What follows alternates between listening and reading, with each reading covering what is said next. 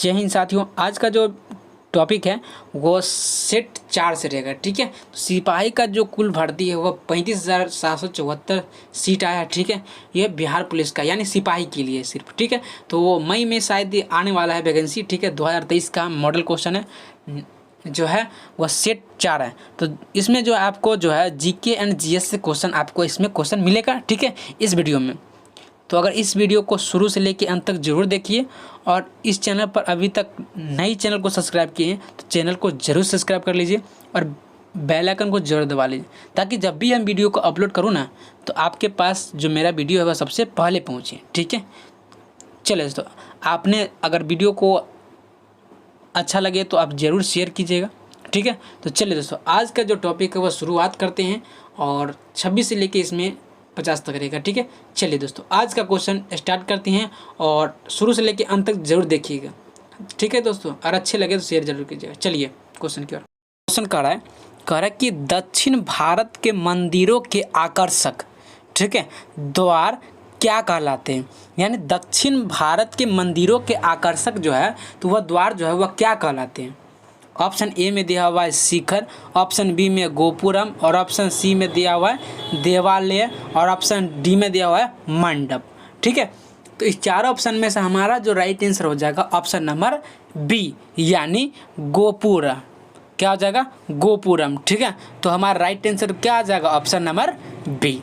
ठीक है, next question की ओर चलते हैं। ठीक है, क्वेश्चन चलिए 27 नंबर क्वेश्चन देखते हैं, क्योंकि मैंने 25 तक करा चुका हूँ। ठीक है, पिछला वीडियो में। चलिए 27 नंबर क्वेश्चन क्या कर रहा है कि निम्नलिखित में से डॉट डॉट को छोड़कर सभी खरीफ फसलें हैं। यानी इस ऑप्शन में आपको दिया है कि मतलब किसको छोड़कर जो है वो सभी जो है खरीफ फसलें हैं। ठीक है, तो ऑप्शन ए में दिया हुआ है मक्का, ऑप्शन बी में धान और ऑप्शन सी में दिया हुआ है बाजरा और ऑप्शन डी में दिया हुआ है सरसों। ठीक है, तो इस चारों ऑप्शन में से हमारा राइट आंसर कौन सा है? एक को छोड़ के सभी खरीफ फसलें, कौन सा? ठीक है, कौन जो है एक को छोड़कर वह सभी खरीफ फसल होंगे। ठीक है, इसका जो राइट आंसर बनेगा ऑप्शन नंबर डी बनेगा। ठीक है, यानी सरसों। ठीक है, और ये तीन जो है वह खरीफ फसलें हैं। ठीक है, तो हमारा राइट आंसर क्या आ जाएगा? Option number D. अब देखते हैं नेक्स्ट क्वेश्चन 28 नंबर क्वेश्चन की ओर। कह रहा है कि प्लासी का जो युद्ध हुआ था कितना में हुआ था? 1757 ईस्वी में हुआ था। ठीक है, यानी प्लासी का युद्ध जो हुआ था 1757 ईस्वी में हुआ था, किसके बीच लड़ा गया था? देखिए, प्लासी का जो युद्ध हुआ था तो वह 23 जून 1757, डेट के साथ लिख देता हूँ 23 जून। ठीक है, 23 जून 1757 ईस्वी को क्या हुआ था? प्लासी की लड़ाई हुई थी। ठीक है, जिसमें जो अंग्रेजों तथा बंगाल के नवाब। ठीक है, इसका राइट आंसर क्या हो जाएगा? ऑप्शन नंबर बी यानी अंग्रेजों एवं सिराजुद्दौला। ठीक है, तो हमारा राइट आंसर क्या हो जाएगा? ऑप्शन नंबर बी यानी मतलब अंग्रेजों तथा बंगाल के नवाब सिराजुद्दौला के बीच लड़ा गया था। ठीक है, तो इस युद्ध में जो है वो अंग्रेज सेना, कौन सेना? अंग्रेज सेना का नेतृत्व रॉबर्ट क्लाइव ने किया था। ठीक है, इस युद्ध में जो है मतलब अंग्रेजों ने सिराजुद्दौला को परास्त कर दिया था, यानी उसको हरा दिया था। और क्या कहता है कि मतलब और जो मतलब इसी के साथ जो है बंगाल पर जो मुस्लिम शासन के जो समाप्त हुआ था तो और मतलब भारत में शासन की नींव पड़ी। ठीक है, अंग्रेजों के शासन में। ठीक है, तो यानी हमारा जो राइट यानी प्लासी का जो 23 जून 1757 में जो लड़ा गया था वो अंग्रेजों एवं सिराजुद्दौला के बीच लड़ा गया था। ठीक है, तो हमारा इसीलिए राइट आंसर क्या हो जाएगा? ऑप्शन नंबर बी हमारा राइट आंसर। ठीक है, चलिए नेक्स्ट क्वेश्चन की ओर बढ़ते हैं। 29 नंबर क्वेश्चन कह रहा है कि बिहार के किस जिला में कुशेश्वर पक्षी विहार स्थित है। ठीक है, बिहार के किस जिला में जो है वह कुशेश्वर पक्षी विहार स्थित है? ठीक है, ऑप्शन ए में पटना, ऑप्शन बी में भागलपुर और ऑप्शन सी में दिया है मधुबनी और ऑप्शन डी में दिया हुआ है आपको दरभंगा। ठीक है, तो इस चारों में से में हमारा जो राइट आंसर बनेगा ऑप्शन नंबर डी यानी दरभंगा में है। ठीक है, चलिए देखिए कह रहा है, आप 30 नंबर देखते हैं। कह रहा है कि भारत छोड़ो आंदोलन के दौरान जयप्रकाश नारायण द्वारा गठित किसके द्वारा गठित? तो जयप्रकाश नारायण द्वारा गठित क्या? भारत छोड़ो आंदोलन उसके दौरान, ठीक है। तो आज़ाद दस्ते रेडियो एवं प्रचार विभाग का अध्यक्ष किसे बनाया गया था? ठीक है, यानी ऑप्शन में दिया हुआ आपको सूरज नारायण सिंह, और ऑप्शन बी में दिया हुआ नित्यानंद सिंह, और ऑप्शन सी में आपको दिया हुआ है जयप्रकाश नारायण, और ऑप्शन डी में दिया हुआ है राम मनोहर लोहिया। ठीक है, इस चारों ऑप्शन में से हमारा जो राइट आंसर बनेगा ऑप्शन नंबर डी, यानी राम मनोहर लोहिया। ठीक है, आगे की ओर क्वेश्चन बढ़ते हैं। तो हमारा राइट आंसर क्या हो जाएगा? ऑप्शन नंबर डी हमारा राइट आंसर। अब चलते हैं 31 नंबर क्वेश्चन की ओर। ठीक है, देखिए कह रहा कि भारत के राष्ट्रपति को यह अधिकार नहीं प्राप्त है कि वह मतलब क्या कर सकते हैं। ठीक है, ऑप्शन में दिया हुआ क्षमा दान करें, ऑप्शन बी में दिया हुआ उच्चतम न्यायालय के न्यायाधीश को हटाए, ऑप्शन सी में आपातकाल की घोषणा करें, और ऑप्शन डी में दिया है अध्यादेश जारी करें। ठीक है, तो इस चारों ऑप्शन में हमारा जो राइट आंसर बनेगा ऑप्शन नंबर बी हमारा राइट आंसर। ठीक है, समझ में आया? यानी भारत के राष्ट्रपति को यह अधिकार नहीं है कि वह उच्चतम न्यायालय के न्यायाधीश को हटाए। ठीक है, तो हमारा राइट आंसर क्या हो जाएगा? ऑप्शन नंबर बी हमारा राइट आंसर। अब नेक्स्ट क्वेश्चन की ओर बढ़ते हैं 32 नंबर की ओर। ठीक है, चलिए कह रहा है कि भारतीय संविधान को संविधान सभा द्वारा अंगीकृत किया गया था। देखिए भारतीय संविधान को अंगीकृत कब किया गया था? ऑप्शन ए में दिया हुआ 26 नवंबर 1949, ऑप्शन बी में 15 नवंबर 1949, और ऑप्शन सी में 15 अगस्त 1947, और ऑप्शन डी में दिया हुआ 26 जनवरी 1950 को। ठीक है, तो हमारा जो राइट आंसर बनेगा ऑप्शन नंबर ए, यानी 26 नवंबर 1950 को जो है हमारा संविधान सभा द्वारा अंगीकृत किया गया था। क्या चीज़? भारतीय संविधान। ठीक है, सभी संविधान सभा द्वारा अंगीकृत किया गया था। ठीक है, तो 26 नवंबर 1949 को। ठीक है, तो हमारा राइट आंसर क्या आ जाएगा? Option number A. अब देखते हैं 33 नंबर क्वेश्चन। कह रहा कि भारतीय नागरिकता नहीं प्राप्त की जा सकती है। देखिए भारतीय नागरिकता यानी भारत में नागरिक जो है उसको प्राप्त नहीं की जा सकती है, मतलब वह जन्म के द्वारा, ऑप्शन बी में देशीय कारण के द्वारा, ऑप्शन सी में दिया किसी भूभाग में सम्मिलित द्वारा, और ऑप्शन डी में भारतीय बैंक को धन करके। ठीक है, इसका राइट आंसर कौन सा हो जाएगा? ऑप्शन नंबर डी, यानी भारतीय बैंक को धन जमा करके उसको भारतीय नागरिक प्राप्त नहीं की जा सकती है। ठीक है, तो हमारा राइट आंसर क्या हो जाएगा? ऑप्शन नंबर डी हमारा राइट आंसर। अब नेक्स्ट क्वेश्चन की ओर बढ़ते हैं। ठीक है, चलिए 34 नंबर क्वेश्चन की ओर बढ़ते हैं। कह रहा कि किसके ऊपर ताप तीव्रता पूर्वक बढ़ता है। ठीक है, यानी किसके ऊपर? आयन मंडल, बाह्य मंडल, समताप मंडल, ठीक है, क्षोभ मंडल। किसके मतलब किसके ऊपर जो है ताप तीव्र पूर्वक यानी अधिक पूर्वक जो है वह बढ़ता है। ठीक है, तो इसका राइट आंसर क्या आ जाएगा? ऑप्शन नंबर ए, यानी आयन मंडल के। ठीक है, आयन मंडल के ऊपर ताप तीव्रता पूर्वक जो है वो बढ़ता है। बीबीआई क्वेश्चन कर लीजिएगा। ठीक है, चलिए नेक्स्ट क्वेश्चन की ओर बढ़ते हैं 35 नंबर क्वेश्चन। ठीक है, देखिए 35 नंबर क्वेश्चन कह रहा है, ध्यानपूर्वक देखिएगा। कह रहा है कि स्टेपी शब्द किस जैव क्षेत्र से संबंध है। ठीक है, यानी स्टेपी शब्द जो है वह किस जैव से संबंध है, यानी जुड़ाव है। ठीक है, यानी ऑप्शन में दिया हुआ घास स्थल, ऑप्शन बी में उष्णकटिबंधीय वन, और ऑप्शन सी में दिया हुआ है सवाना, और ऑप्शन डी में दिया हुआ है शंकुवृक्षी वन। ठीक है, इसमें चारों ऑप्शन में से हमारा राइट आंसर क्या हो जाएगा? ऑप्शन नंबर ए, यानी घास स्थल। ठीक है, यानी हमारा जो राइट आंसर बनेगा ऑप्शन नंबर ए हमारा राइट आंसर। ठीक है, यानी कुछ इसके बारे में बता देता हूँ। यानी स्टेपी शब्द वो जो है किससे संबंध है, यानी स्टेपी घास के मैदान की एक जो है वह बेल्ट जो पश्चिम हंगरी में, यूक्रेन और मध्य एशिया में जो है वह पूर्व में मंचूरिया, क्या बताएं, पूर्व में मंचूरिया तक जो है लगभग कितना? लगभग 5000 मील। ठीक है, 5000 मील, 5000 मील, यानी इसको किलोमीटर मतलब कितना किलोमीटर हो जाएगा? तो 8000 किलोमीटर। ठीक है, यानी 8000 किलोमीटर तक ये जो है वो फैली हुई है। ठीक है, अब नेक्स्ट क्वेश्चन की ओर बढ़ते हैं। चलिए 36 नंबर क्वेश्चन की ओर बढ़ते हैं। कह रहा है कि भारत क्या कर रहा है? कह रहा है कि भारत का सुदूर दक्षिण में इंदिरा पॉइंट निम्नलिखित में से कहाँ स्थित है। ठीक है। ऑप्शन ए में दिया हुआ है तमिलनाडु, ऑप्शन बी में दिया हुआ है छोटा निकोबार, ऑप्शन सी में दिया हुआ है बड़ा निकोबार और ऑप्शन डी में कार निकोबार द्वीप।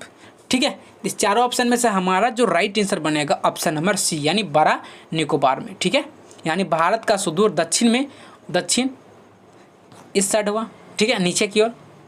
ठीक है, तो इंदिरा पॉइंट जो है निम्नलिखित में से कहाँ स्थित है? सब नीचे की ओर स्थित है। ठीक है, तो ऑप्शन में से हमारा राइट आंसर क्या हो जाएगा? ऑप्शन नंबर सी हमारा राइट आंसर। ठीक है, समझ में आ गया। अब क्वेश्चन की ओर अगला पॉइंट बढ़ते हैं। 37 नंबर देखिए, कह रहा है कि भारत और चीन की उत्तर पूर्वी सीमा का सीमांकन कौन सी रेखा करती है? ठीक है, भारत और चीन, ठीक है, भारत और चीन जो है उसकी जो उत्तरी पूर्व सीमा का सीमांकन जो है वह कौन सी रेखा करती है?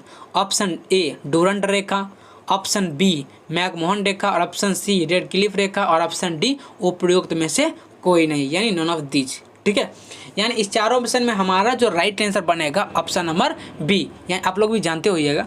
ठीक है, यानी भारत और चीन के बीच में कौन सी सीमा है? मैकमोहन रेखा। ठीक है, तो हमारा राइट आंसर क्या हो जाएगा? ऑप्शन नंबर बी हमारा राइट आंसर। ठीक है, चलिए नेक्स्ट क्वेश्चन की ओर बढ़ते हैं। 38 नंबर क्वेश्चन कह रहा है कि काशी और लिच्छवी का विलय मगध साम्राज्य में किसने किया था? ठीक है, काशी और लिच्छवी का जो विलय मगध साम्राज्य में जो है किसने किया था? ऑप्शन ए में दिया हुआ आपको बिंबिसार, ऑप्शन बी में दिया हुआ अजातशत्रु और ऑप्शन सी में दिया हुआ उदयन और ऑप्शन डी में दिया हुआ है शिशुनाग। ठीक है, तो हमारा जो राइट आंसर बनेगा कौन सा हो जाएगा? ऑप्शन नंबर बी यानी अजातशत्रु। क्या हो जाएगा? अजातशत्रु। ठीक है, अजातशत्रु जो थे वो काशी और लिच्छवी का विलय मगध साम्राज्य का किया था। क्या? लिच्छवी का विलय मगध साम्राज्य में किसने किया था? तो अजातशत्रु ने। ठीक है, अब क्वेश्चन की ओर आगे बढ़ते हैं। तो हमारा राइट आंसर क्या आ जाएगा? ऑप्शन नंबर बी हमारा राइट आंसर। अब 39 नंबर क्वेश्चन की ओर बढ़ते हैं। ठीक है, देखिए कह रहा है कि सर्वप्रथम यानी सबसे पहले रोम के साथ किन लोगों का व्यापार प्रारंभ हुआ यानी शुरुआत हुआ? ठीक है, प्रारंभ या शुरुआत एक ही शब्द हुआ। ठीक है, तो हमारा जो मतलब शुरुआत हुआ था किस लोगों से हुआ था? कुषाणों का, तमिल एवं चेरो का, ऑप्शन सी में दिया वाकाटो को और ऑप्शन सी डी में दिया शको का। ठीक है, इस चारों ऑप्शन में से हमारा जो राइट आंसर बनेगा, ठीक है, हमारा जो राइट आंसर बनेगा ऑप्शन नंबर बी यानी तमिल एवं चेरो का। ठीक है, आगे के क्वेश्चन बढ़ते हैं। तो हमारा इसी प्रकार हमारा राइट आंसर कौन सा हो जाएगा? Option number B. अब नेक्स्ट क्वेश्चन की ओर बढ़ते हैं। 40 नंबर कह रहा है कि टोडरमल का पूर्वगामी किसे कहा जाता है? ठीक है, टोडरमल, जो टोडरमल का जो पूर्वगामी है वो किसे कहा जाता है? किसको बोला जाता है? महमूद गवा को, ऑप्शन बी में दिया मुर्शिद कुली खां को, ऑप्शन सी में दिया अलाउद्दीन हसन को। ठीक है, आप लोग प्रैक्टिस जरूर कीजिएगा। ठीक है, MBBI क्वेश्चन है ये। ठीक है दोस्तों, इनमें से कहता है नॉन ऑफ दीज यानी इनमें से कोई नहीं। ठीक है, तो इस चारों ऑप्शन में से हमारा जो राइट आंसर बनेगा कौन सा हमारा राइट आंसर बनेगा? तो हमारा जो राइट आंसर बनेगा ऑप्शन नंबर ए यानी महमूद गवा। ठीक है, तो हमारा राइट आंसर क्या हो जाएगा? ऑप्शन नंबर ए हमारा राइट आंसर। अब नेक्स्ट क्वेश्चन की ओर बढ़ते हैं। 41 नंबर क्वेश्चन की ओर। ठीक है, चलिए कह रहा कि किसने कहा था मेरी पीठ पर किया जाने वाला प्रहार ब्रिटिश साम्राज्य के ताबूत में एक कील सिद्ध होगी? ठीक है, तो किसने कहा था? ऑप्शन आपको ए में दिया हुआ है लाला लाजपत राय और ऑप्शन आपको बी में दिया हुआ है भगत सिंह और ऑप्शन सी में दिया हुआ है आपको चंद्रशेखर आजाद और ऑप्शन डी में दिया हुआ है बाल गंगाधर तिलक। ठीक है, तो इस चारों ऑप्शन में से हमारा डिसीजन कौन सा हो जाएगा? ऑप्शन नंबर ए यानी लाला लाजपत राय जी कहते हैं कि मेरी पीठ पर किया जाने वाला एक एक प्रहार, ठीक है, वो ब्रिटिश साम्राज्य के ताबूत में एक कील सिद्धि होगी। ठीक है, तो हमारा राइट आंसर क्या हो जाएगा? ऑप्शन नंबर ए हमारा राइट आंसर। अब क्वेश्चन 42 नंबर क्वेश्चन की ओर बढ़ते हैं। कह रहा है कि अमृत बाजार पत्रिका की स्थापना की किसने किया था? ठीक है, अमृत बाजार पत्रिका की जो स्थापना किए थे वह किसने किए थे? ऑप्शन ए में गिरीश चंद्र घोष और ऑप्शन बी में दिया हुआ हरीश चंद्र मुखर्जी और ऑप्शन सी में दिया हुआ SN बनर्जी और ऑप्शन डी में दिया हुआ शिशिर कुमार घोष। ठीक है, तो इस चारों ऑप्शन में से हमारा राइट आंसर क्या हो जाएगा? ऑप्शन नंबर डी यानी शिशिर कुमार घोष। ठीक है, तो हमारा राइट आंसर क्या आ गया? ऑप्शन नंबर डी हमारा राइट आंसर। अब चलते हैं नेक्स्ट क्वेश्चन की ओर 43 नंबर। ठीक है, चलिए कह रहा है कि वर्तमान में राष्ट्रपति की सैलरी कितनी है, यानी अभी के फिलहाल अभी देखा जाए तो अभी राष्ट्रपति का जो सैलरी है वह कितना है, आप लोग जानते होइएगा। तो इसका हम डायरेक्ट बता देता हूँ, इसका जो सैलरी है वह है 5 लाख। कितना है? 5 लाख। यानी वर्तमान में राष्ट्रपति की जो सैलरी है वह है 5 लाख। ठीक है, तो हमारा राइट आंसर क्या आ जाएगा? Option number B. ठीक है, अब चलते हैं 44 नंबर क्वेश्चन की ओर। कह रहा है कि संविधान में मंत्रिमंडल, क्या संविधान में मंत्रिमंडल कैबिनेट शब्द का एक बार प्रयोग हुआ है, वह है कौन सा अनुच्छेद? ठीक है, ऑप्शन ए में दिया अनुच्छेद 352 में, ऑप्शन बी में अनुच्छेद 74 में, ऑप्शन सी में अनुच्छेद 356 में, और ऑप्शन डी में दिया अनुच्छेद 76 में। ठीक है, तो इस चार ऑप्शन में से हमारा राइट आंसर क्या हो जाएगा? ऑप्शन नंबर ए, यानी अनुच्छेद 352 में। ठीक है, यानी आर्टिकल 352 में। ठीक है, अनुच्छेद का इंग्लिश होता है आर्टिकल। ठीक है, आर्टिकल 352 और हिंदी में अनुच्छेद 352 में। ठीक है, संविधान में मंत्रिमंडल कैबिनेट शब्द का एक बार ही जो है वह प्रयोग हुआ है, वह है अनुच्छेद 352 में। ठीक है, तो हमारा राइट आंसर क्या हो जाएगा? ऑप्शन नंबर ए हमारा राइट आंसर। अब देखते हैं 45 नंबर क्वेश्चन। कह रहा है कि राष्ट्रपति द्वारा राज्यसभा में कितने व्यक्ति मनोनीत किए जाते हैं? ठीक है, यानी राष्ट्रपति द्वारा जो राज्यसभा में जो है वह व्यक्ति कितने बार जो है वो मनोनीत किया जाता है, कितने बार? ऑप्शन ए में 10, ऑप्शन बी में 15 और ऑप्शन सी में 12 और ऑप्शन डी में 20। ठीक है, तो कितने बार जो है वो मनोनीत किए जाते हैं? तो 12 बार मनोनीत किए जाते हैं। कितने बार? 12 बार। ठीक है, तो हमारा राइट आंसर क्या हो जाएगा? Option number C. अब देखते हैं 46 नंबर क्वेश्चन। कह रहा है कि आम चुनाव में, किस चुनाव में? आम चुनाव में मतदान की आयु 21 वर्ष से घटाकर 15 वर्ष कर दी गई है।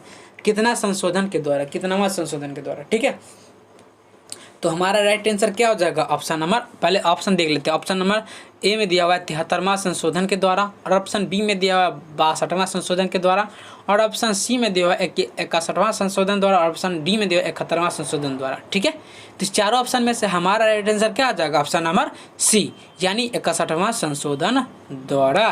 ठीक है, तो हमारा राइट आंसर क्या भर के आया? Option number C. ठीक है, चलिए नेक्स्ट क्वेश्चन की ओर बढ़ते हैं, 47 नंबर की ओर।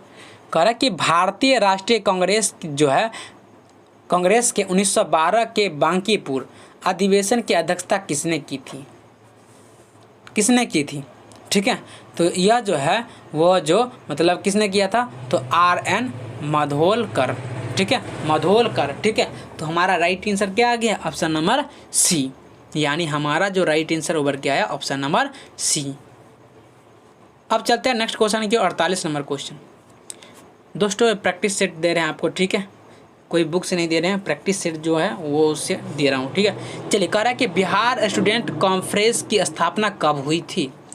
देखिए, बिहार स्टूडेंट कॉन्फ्रेंस की स्थापना जो हुई थी वह 1906 ईस्वी में हुई थी, 1906 में। ठीक है, तो हमारा राइट आंसर क्या आ जाएगा? ऑप्शन नंबर डी हमारा राइट आंसर। अब देखते हैं 49 नंबर क्वेश्चन।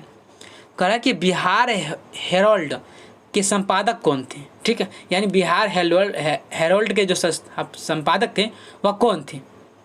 ठीक है, ऑप्शन ए में दिया सच्चिदानंद सिन्हा, और ऑप्शन बी में दिया गुरु प्रसाद सेन, और ऑप्शन सी में दिया कृष्ण सहाय, और ऑप्शन डी में दिया महेश नारायण सिन्हा। ठीक है, तो इस चार ऑप्शन में से हमारा राइट आंसर कौन सा हो जाएगा? ऑप्शन नंबर बी, यानी गुरु प्रसाद सेन। ठीक है, तो हमारा राइट आंसर क्या आ जाएगा? ऑप्शन नंबर बी हमारा राइट आंसर। अब देखते हैं 50 नंबर क्वेश्चन। कह रहा है कि बिहार प्रांतीय बोर्ड की स्थापना हुई थी, यानी बिहार प्रांतीय बोर्ड की जो स्थापना हुई थी वो 6 नवंबर 1932 को हुई थी, यानी 6 नवंबर 1932 में हुआ था। ठीक है, तो हमारा राइट आंसर क्या हो जाएगा? ऑप्शन नंबर बी हमारा राइट आंसर। ठीक है, समझ में आ गया। आई होप आप लोग को बहुत ही अच्छा लगा होगा मेरा वीडियो। अगर अच्छा लगे तो चैनल को जरूर सब्सक्राइब कर दें और बेल आइकन को जरूर दबा दें, ताकि जब भी हम वीडियो को अपलोड करूं तो आपके पास मेरा जो वीडियो है वह सबसे पहले पहुंचे और इस वीडियो को देखकर आने वाले एग्जाम में पहला रैंक लावे। ठीक है, तो दोस्तों आपसे उम्मीद है कि मेरा वीडियो को शुरू से अंत तक जरूर देखे होंगे। तो चलिए दोस्तों, आज का वीडियो यहीं समाप्त करते हैं और फिर मिलते हैं कल के नेक्स्ट वीडियो में। हाँ दोस्तों, अगर इस चैनल पर नए हो तो चैनल सब्सक्राइब करके जरूर जाइएगा, ठीक है, और अपने दोस्तों को भी जितना शेयर कीजिएगा उतना ठीक है। चलिए दोस्तों, आज का वीडियो यहीं समाप्त करते हैं, फिर मिलते हैं कल के नेक्स्ट वीडियो में। Thank you so much. जय हिंद, जय भारत।